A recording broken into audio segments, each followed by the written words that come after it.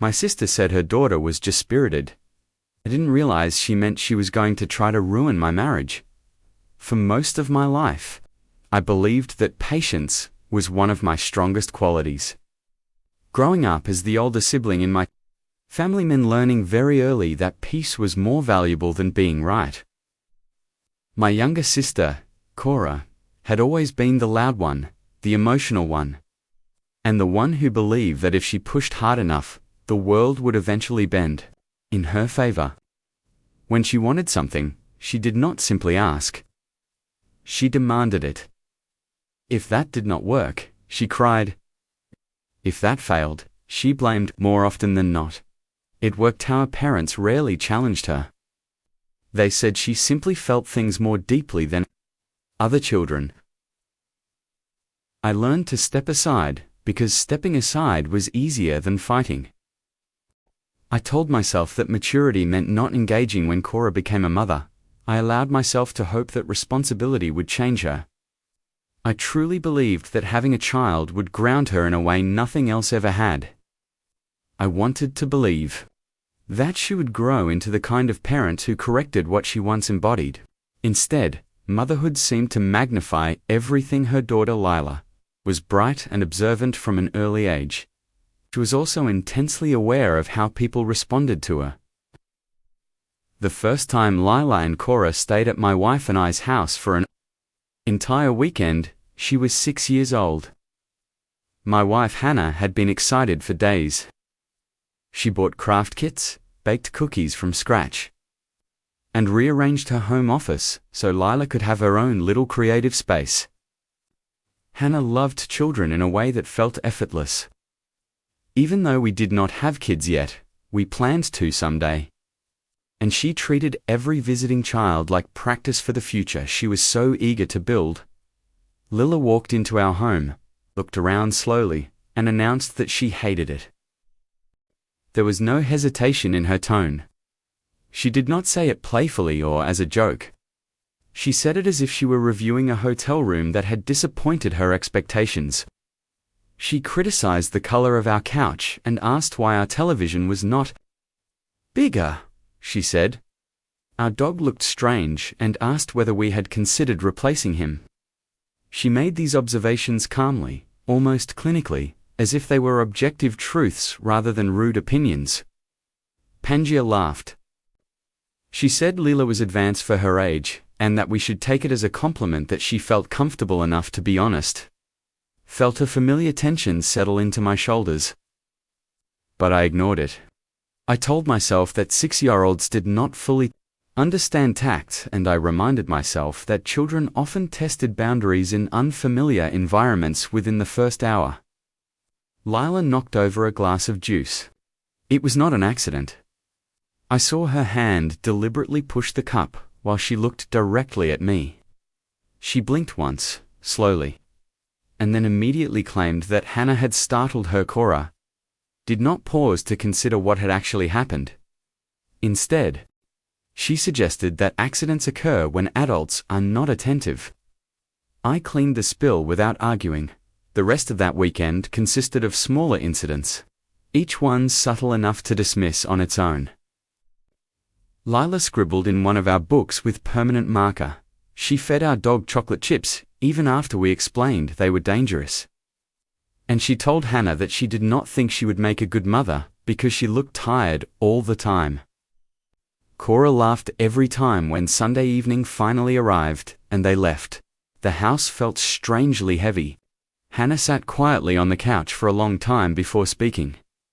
She admitted that Lila made her uneasy, but she could not fully explain why. Something about the child's gaze and tone unsettled. Harry told her that Lila was just a child.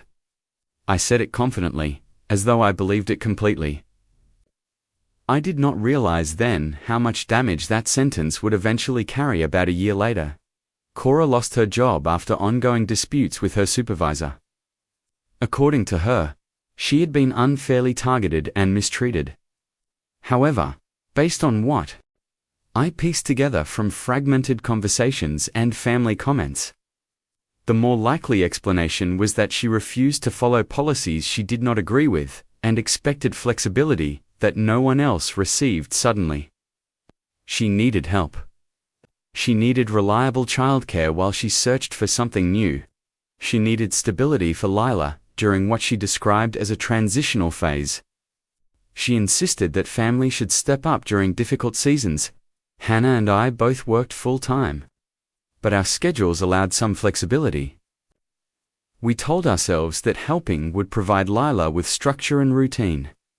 We convinced ourselves that increased consistency might benefit her. We agreed to watch her 3 afternoons a week after school. I assured Hannah that it would only be temporary. The first week went surprisingly well. Lila was polite and attentive. She complimented Hannah's cooking and offered to help clean up after meals. She asked thoughtful questions about our work and referred to me as her favorite uncle. Looking back, that should have concerned me more than her previous rudeness. Gradually, small inconsistencies began appearing. Hannah noticed that items in our bedroom seemed slightly disturbed. A jewelry box would be open when she was certain she had closed it. Nothing was missing and nothing was obviously broken. The disturbances were subtle enough to create doubt rather than certainty. Our dog, who had been fully house-trained for years, began having accidents inside. One afternoon, I came home early and found him scratching desperately at the back door while Lila stood nearby holding his leash. She calmly explained that she had let him out for only a minute. The water bowl near the door was completely empty. When Hannah gently corrected her and explained how long the dog actually needed outside, Lila burst into tears. She later told Cora that Hannah had yelled at her and called her irresponsible. None of that was true. Cora called me later that evening. Furious, she said. Hannah's tone was harsh and emotionally damaging. She implied that if we were unable to treat Lila properly, she would reconsider whether we should continue watching her. Hannah insisted she could manage it, but over the next several months, the situation intensified. Lila began telling elaborate stories to extended family members. She claimed that Hannah ignored her and suggested that Hannah locked pantry cabinets so she would not eat. She implied that Hannah disliked her because she was, in her own words, prettier. Relatives began treating us differently. Conversations carried an undercurrent of suspicion, and smiles seemed forced. Then one afternoon, Hannah received a call from the school counselor. Lila had written an essay describing feelings of discomfort and fear while staying at her uncle's house. There were no concrete allegations, and no specific incidents described. Instead, there were vague suggestions of tension and emotional uneasiness. And was devastated. I recognized a pattern I had seen before, long ago, in a smaller and less polished form. Lila had discovered that accusations generated immediate attention. She had realized that adults panicked when the word unsafe entered a conversation. She was experimenting, and she was becoming very skilled. I began observing more carefully. I noticed how she would break something minor and then wait patiently for Hannah to find it. I saw how she delivered cutting remarks when no one else was nearby, and the subtle satisfaction that crossed her face when she sensed confusion or doubt. One afternoon, I passed the bathroom hallway and overheard her speaking through the door while Hannah was inside. Her voice was calm and steady. She told Hannah that no one in the family truly liked her and she would make sure I eventually left her. She suggested that I deserved someone better. There was no anger in her tone. There was calculation.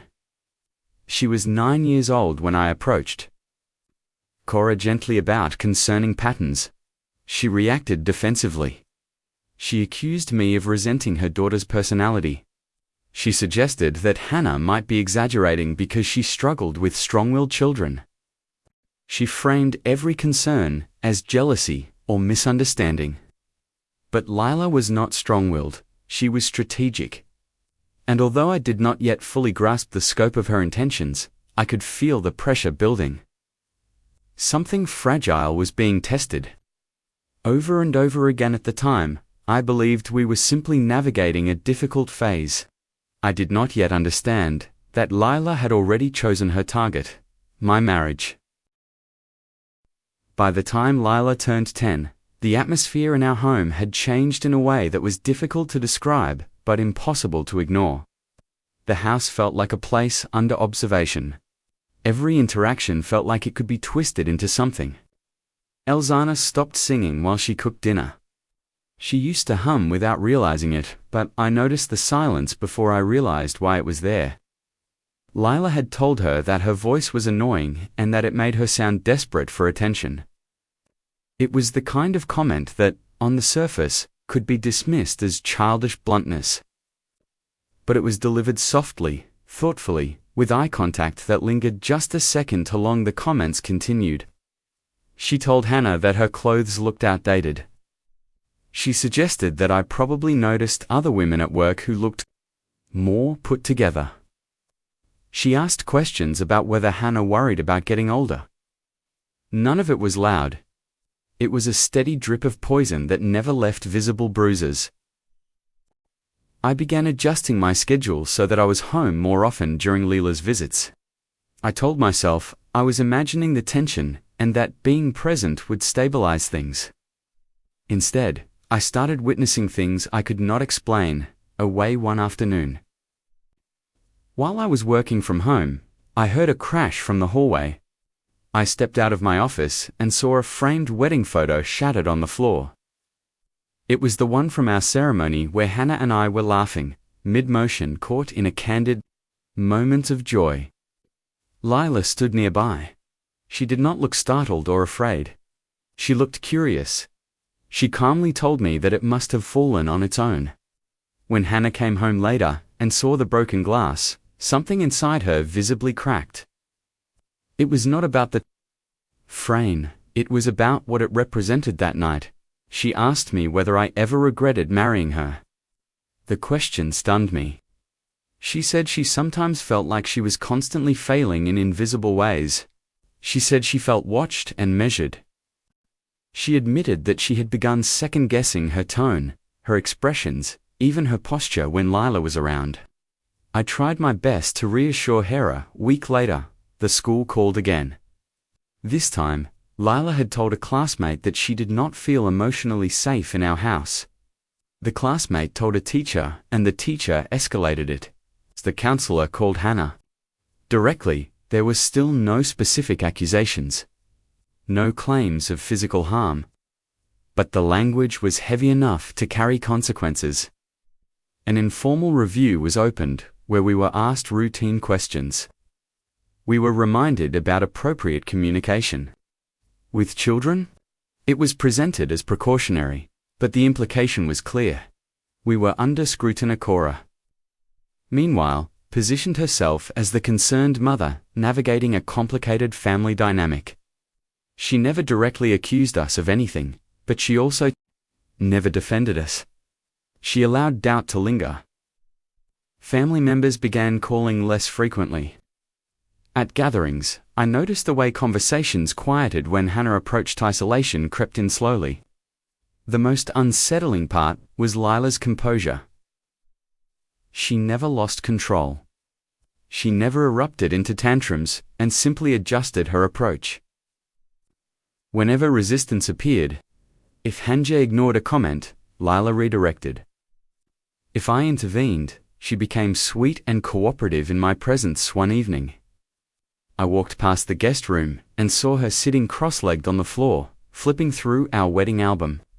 She was not touching the photos roughly, she was studying them. When she noticed me, she smiled faintly and asked whether I ever wondered what my life would have been like if I had made different choices. I did not answer that night. Hannah told me she felt like she was disappearing inside her own home. I realized then that if I continued trying to smooth things over, I would lose her. One morning that started completely unremarkable. Hannah left for work early. I worked from home when Lila arrived after school, as usual. The air felt tense but manageable. Around 4 in the afternoon, I stepped outside to take a call. I was gone less than 15 minutes. When I came back inside, I knew something was wrong before I saw it. The living room was too quiet. I found Lila sitting on the couch, knees tucked beneath her, staring at the floor. Her expression was carefully blank. Hannah's jewelry box was open on the coffee table. At first, I assumed she had simply been snooping again. Then I noticed the empty space where Hannah's grandmother's ring had been. The ring was not expensive in a monetary sense, but it was irreplaceable. It had been passed down through 3 generations. Hannah wore it on special occasions. Asked Lila where it was. She just shrugged and said she had not touched it. Her tone was steady. I searched the living room, then the hallway, then the kitchen. My pulse pounded louder with each passing second. Hannah came home to find me turning cushions over and checking trash bins. When I explained, she went pale. We searched the entire house, every drawer, every cabinet, and every inch of carpet. It was gone that evening when Cora arrived. She was furious that I had even suggested Lila might know something. She accused us of trying to blame a child for our own carelessness, and it was irresponsible to leave valuable items accessible. The implication was clear. Again, it was our fault. The next day, Cora informed several family members that Hannah had misplaced a family heirloom and was projecting blame onto a child. She framed it as stress and suggested that Hannah might be over. I watched my wife absorb that humiliation quietly. 2 days later, the school contacted us again. This time, the tone was not precautionary. It was formal. Lila had confided to a teacher that she sometimes felt scared when left alone with me. The room seemed to tilt when I heard that sentence. There were still no specific allegations or described incidents, but the implication was devastating. Formal inquiry was initiated. Bayer was temporarily asked not to be alone with her. I had never felt humiliation like that before. Cora acted shocked, but not surprised. She said she had sensed tension, but she hoped it was all a misunderstanding. She said protecting her daughter would always come first. 1 week later, while cleaning out the guest room closet, Hannah found the ring. It was tucked inside the pocket of an old coat that belonged to Lila. The coat had been hanging in our guest closet since winter. The pocket was zipped, and the ring was wrapped in tissue paper. I stared at it for a long time before speaking. There was no plausible explanation, other than it had been hidden deliberately. For the first time, I felt something different than fear or confusion. I felt clarity. This was not random behavior or immaturity. This was escalation. When we found the ring, something fundamental shifted inside me. The discovery did not come with shouting or dramatic confrontation or immediate accusations. It came quietly, almost clinically. Hannah had been reorganizing the guest room closet. When she found it tucked inside the zipped pocket of one of Lila's winter coats, the coat had not been worn in months. It had been hanging undisturbed in that closet since the previous season. The ring was wrapped carefully in tissue paper. There was nothing accidental about it. Stood in the doorway as Hannah held it in her palm. Her expression was not explosive. She did not cry this time. Instead, she looked profoundly tired, as if the final missing piece of a puzzle had simply confirmed what she had already known but desperately hoped was not truther. Exhaustion on her face affected me more deeply than anger would have. For months, she had been questioning herself. She had been adjusting her tone, monitoring her posture, filtering her reactions, and shrinking herself to avoid further accusations. She had endured whispers, suspicion, and quiet isolation from extended family members. She had tolerated being portrayed as unstable, overly sensitive, or even subtly unsafe. And all along, the proof of deliberate manipulation had been hanging in our closet. Realized then that my attempts to remain calm and neutral had not preserved peace. By refusing to confront patterns early, I had allowed those patterns to deepen. I did not confront Lila immediately or call Cora in a rage. Instead, I chose something far more difficult for me. I chose to withdraw access the following week. informed Cora that we would no longer be providing after-school care. I did not present it as punishment or offer a lengthy explanation. I stated that the arrangement no longer worked for our household and that it would not continue. Cora reacted predictably. She framed the decision as abandonment and suggested that Hannah had never fully embraced Lila. She implied that we were overreacting to normal childhood behavior. She expressed disappointment in what she described as emotional immaturity on our part. For perhaps the first time in my life, I did not try to soften the conflict.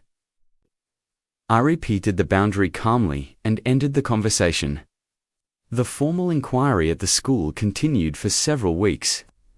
We complied fully and answered every question. We remained steady and cooperative. There was no evidence of wrongdoing, because there had been no wrongdoing. Eventually, the review concluded without action, and the case was quietly closed. Even so, reputational damage does not disappear the moment paperwork ends. Some relatives remained distant. Cora maintained a carefully neutral narrative in which tensions had existed, and removing Lila from our home had been a protective step for everyone involved. She never directly accused us, but she allowed ambiguity. Hannah and I responded not with counter-narratives, but with distance. We stopped attending large family events where confrontation or subtle hostility might surface. We celebrated holidays privately, and birthdays were acknowledged separately. We did not announce our withdrawal dramatically. We simply chose peace over proximity, without regular access to our home and opportunities to observe, test, and destabilize. Lila's influence over our daily lives began to shrink. And that was when new patterns began surfacing elsewhere at school. Lila accused a classmate of sustained bullying. The administration initially treated the claim seriously. However, witness accounts and classroom footage contradicted her version of events. The discrepancy was significant enough to raise concerns. A neighbor mentioned that small items had gone missing after Lila visited. A teacher privately noted that her written assignments occasionally contained inconsistencies that suggested fabrication. Patterns that once seemed isolated began to form a clearer picture when repeated in new environments. Cora no longer controlled the narrative in those spaces. Without us as a convenient target, the behavior redirected outward. Hannah slowly began to recover in visible ways. She started sleeping through the night again. The quiet hum returned to the kitchen, and the house felt less like a place under surveillance and more like a sanctuary again. It was only after the noise stopped that I realized how loud it had been months past before Cora reached out to meet in person.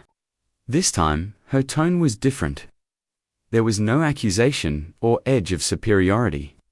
There was something closer to uncertainty. Agreed to meet her alone. She appeared worn in a way I had never seen before. The confidence she usually carried had softened. She admitted that Lila had recently been suspended for fabricating a serious accusation against a classmate. The school had investigated thoroughly, but the evidence contradicted her claims. Behavioral specialists had begun recommending intervention. Cora spoke carefully, as if saying the words aloud forced her to confront realities she had avoided. She did not directly apologize. However, she asked whether I believed there had been warning signs earlier than she had recognized. For once, I did not hesitate. I described what we experienced in calm, measured detail. I explained the broken wedding photograph, the ring wrapped in tissue paper, and the gradual escalation from subtle criticism to formal implication. I did not exaggerate or dramatize, and Cora did not interrupt. She just sat there listening to me. In her silence, accountability began to take shape. Therapy began for Lila. Structured supervision replaced casual visits. Boundaries were established formally and respected consistently. Contact with us remained limited. There were no more unsupervised afternoons and no more opportunities for private manipulation. Cora attempted subtle guilt more than once, suggesting that rebuilding family unity required flexibility. However, the boundaries held firm. Without access, destabilization lost its leverage over time. Extended family members began quietly re-evaluating earlier assumptions. Without new dramatic accusations emerging from our household, prior suspicions lost momentum. Consistency has a way of repairing reputations more effectively than argument ever could. If I could return to that first weekend, to that spilled glass of juice, and that deliberate look across the table, I would tell myself that minimizing discomfort does not prevent escalation. It invites a protecting peace. Sometimes requires confrontation. And sometimes, it requires distance. Choosing both saved my marriage.